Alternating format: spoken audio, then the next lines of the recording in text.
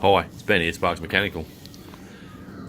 Now, something else I want to point out to my customers and followers is when you go to a tyre shop or any mechanic, when they do your wheels up, if they pull one of these things out to do your wheels up, they should only be doing it up at the first level. So it's sort of hard to tell, but rattle guns or impact guns have a few settings on them. So you got 3 on this one, 2, and then you got 1. 1 is the lowest setting, okay? Now, I've seen guys hammer wheels up on the highest setting, and then they just don't check anything from there. They think that's good enough.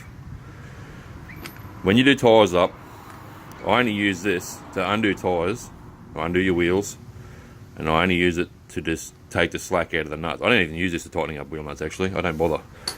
Right? I've got a little one that I use, it's electric. So I know the electric one can't do those wheel nuts up too tight anyway, because it's only a small thing. But once you've done doing up those wheels, even on a light setting, I'll show you what I use.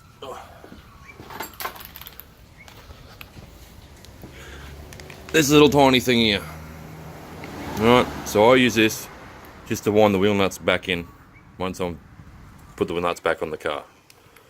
Right, not enough power to do any damage. This thing on the other hand, right, this thing would tear your nuts off if you hammer them too much, and it'll strip the threads.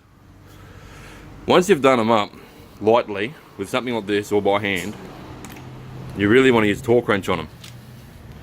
Okay, so these things have settings.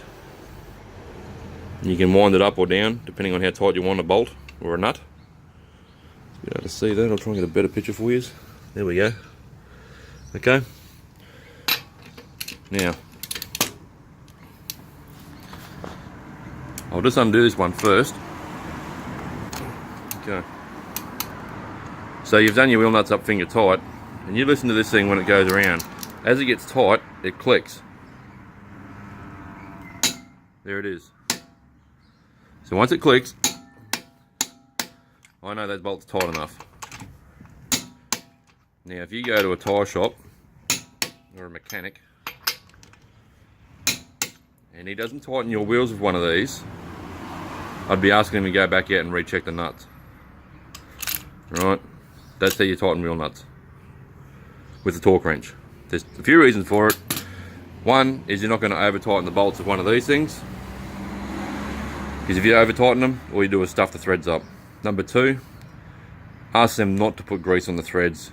If you put grease on the threads, use one of these or an impact gun, you'll actually tighten that up even further. So at the moment, I'm only clicking off here. See the angle of that bar? Right, if I grease that, I'd probably get this bar around that angle. It'd be even further down. So you've actually over tightened it. The third thing is your disc rotor's in behind that. So where your brakes work, your disc rotor's in behind. If you over tighten one of these and leave one side loose, or it's uneven tighten on either nuts aren't tight, like you might have 2 on this side that are tight and these 2 are loose, or vice versa, whatever, it can actually warp your disc rotor, and that's when you get brake vibrations. So when you put your foot on the brake, you feel the brake pedal pulsate, or you might see the steering wheel shake. The way to avoid it is by using a torque wrench. Alright, if your mechanic or your tyre shop's not putting a torque wrench on there, I would be finding a new tyre shop or a new mechanic. Yeah, there's a lot of cowboys out there. Be careful. Thanks for watching.